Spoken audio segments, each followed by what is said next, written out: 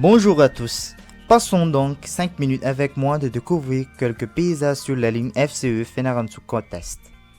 C'est un moyen de transport important et qui assure la vie socio-économique des peuples malgaches qui se trouvent en majoritaire le tribu nommé Antanal.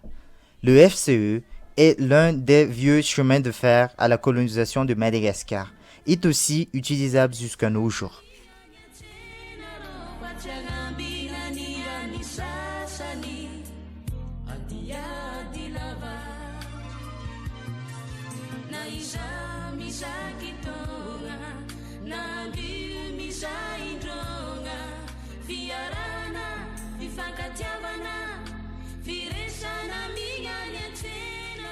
Le train a transporté plusieurs tonnes de produits locaux en ville et des produits manufacturés industriellement vers la campagne.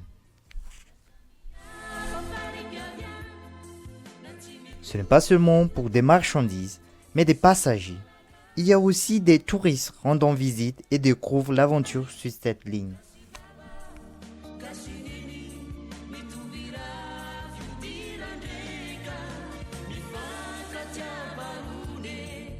À Yunla, qu'on peut aussi apprendre la vie quotidienne des paysans d'Antanal.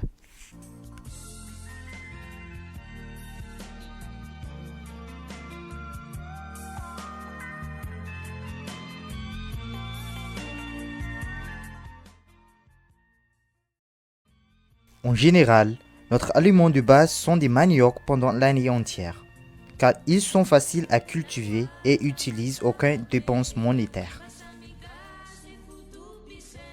En addition, en cuisinant des bananes avec notre spécial plat nommé kadk ou chambai.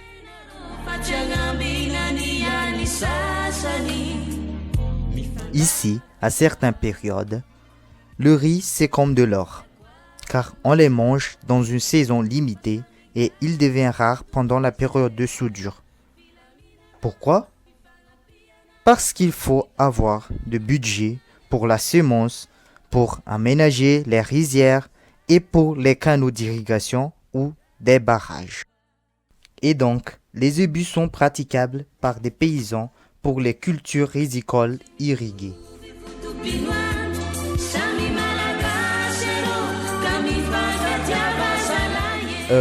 Pour stocker des produits, il existe une maison comme ceci pour éviter les animaux nuisibles comme les souris.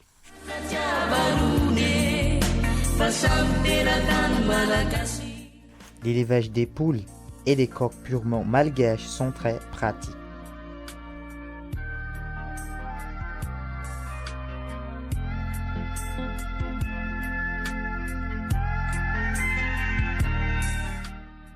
Le café comme culture d'exportation, en produisant une fois chaque année avec des quantités variables.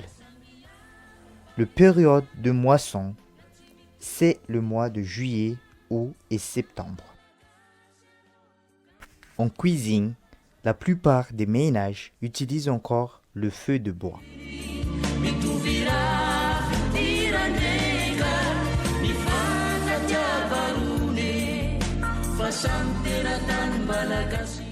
Cette maison, c'est la maison du chef du village appelant un panzak, contenant le pouvoir pour gérer le bien fonctionnement de la société. La panzak est toujours l'homme qui n'a jamais mangé du porc dans sa vie, et il est vraiment tabou l'accès du cochon dans ce territoire, car le porc dévalorise le pouvoir humain, ce que l'on dit.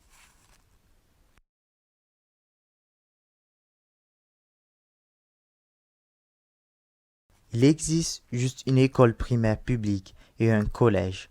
Semble que les enfants et les jeunes ont besoin d'un centre éducatif répondant à leurs besoins, parce que la plupart d'entre eux ont subi l'échec scolaire et la déscolarisation.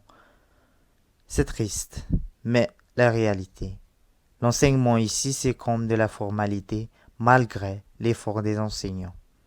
Peut-être à cause de la manque de matériel ou des problèmes financiers familiaux. Les élèves sont donc démotivés pour l'école car ils sont déjà exposés au travail.